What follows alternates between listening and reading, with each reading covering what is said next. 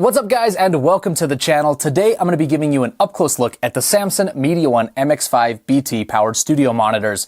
Whether you are someone producing your own tracks, or a DJ who's doing a practice set, or you just want speakers to listen to music in your home or play video games, a set of powered studio monitors is a great way to get good sound output, good clear audio quality without having to have massive amps or PA speakers in your space. Samson's made a few updates to this line. I'm going to tell you about what those are. I'm going to give you a demo of the speakers in action, tell you what stands out to me sonically for these guys and what I like about the sound, what I would want to change, and then let you know whether or not I think they're worth adding to your gear inventory. Let's get into it.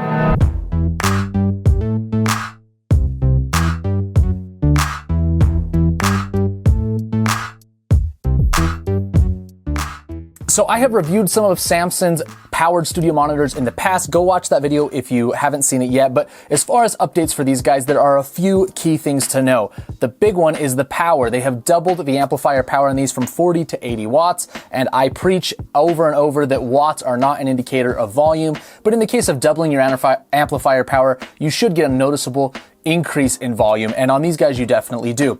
They've also added some outputs to the back, some EQ tuning, which I'll show you up close in just a moment, and they've overall changed the tuning of the speaker and the sound quality to sound more natural, to be improved. And so if you're going to be producing music, you get a true representation of the audio signal. Now, for being as powerful as they are, they're relatively compact. These are 5-inch drivers on this model. You've got your woofer tweeter.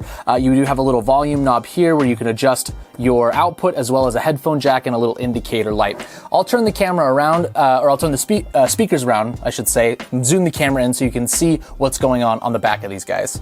Looking at the back of the speakers, we've got our bass port up here at the top. On our left speaker, is from what you guys are seeing, this is our powered speaker. It contains our amplifier. This speaker only contains the drivers themselves, and it's connected via this little 1/8 inch jack over to our main unit here. Now we've got our Bluetooth pairing button right up here at the top, and below that we've got some unbalanced inputs, our RCAs, as well as our balanced TRS 1/4 inch inputs right here. There's also a 1/8 inch aux cord if you want to go that route. They've added a 2-pole EQ so that you can dial in the bass up or down, and that does have a center detent, so if you want to leave things natural right in the middle, you totally can. There's no bass boost function or like one button EQs on here. You have to dial it in yourself to your room characteristics. I like listening to it flat and neutral. It sounds the best to me. This is our output to our non-powered speaker. We've got our power input right here, which is kind of your standard, or they call us a kettle lead or something like that. And then our toggle power switch on the back.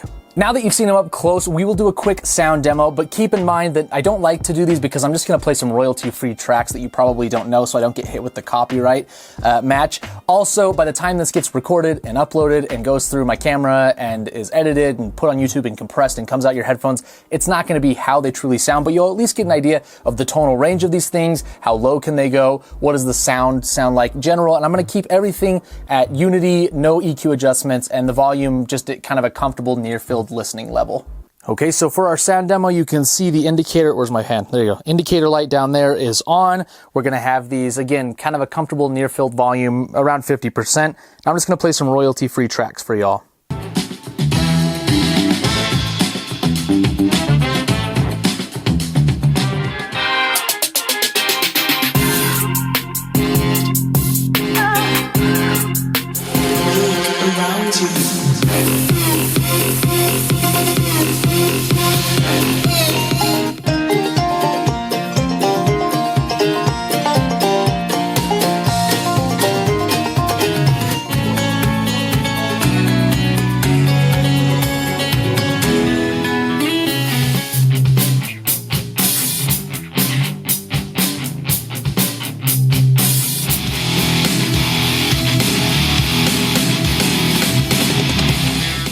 Now that you've heard them briefly for yourself, and again, I'd recommend you go hear them in person if you can, what do I think about the sound? Well, the first thing that jumped out to me is that the mid-range clarity is amazing. When it comes to vocals, if you're listening to dialogue, if you're playing a game or watching a movie, or if you're just listening to some vocals in a song, they jump out immediately, and they're not harsh at all, and they're very prominent and easy to understand.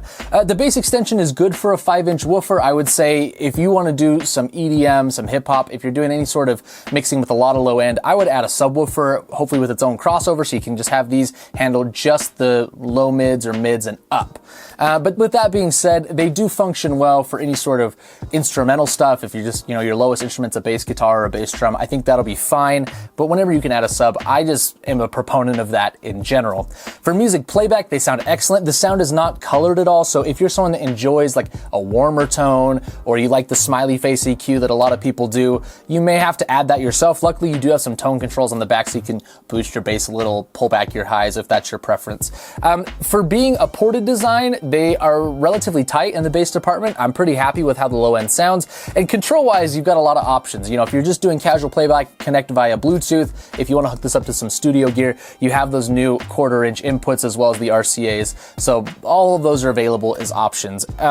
Overall, this is a great little speaker. It's well made. My other Samson monitors have been excellent, and I have no doubt that these will stand up to the test of time. They feel rock solid. The cabinet isn't hollow at all. They're built well, and they look nice in the space. They won't overpower whatever you're doing or stand out like a sore thumb if you've got them kind of in a communal area. So overall, Samson MediaOne MX5BT. Check out the link below if you want to read more about them. Shout out to Samson for making this video happen.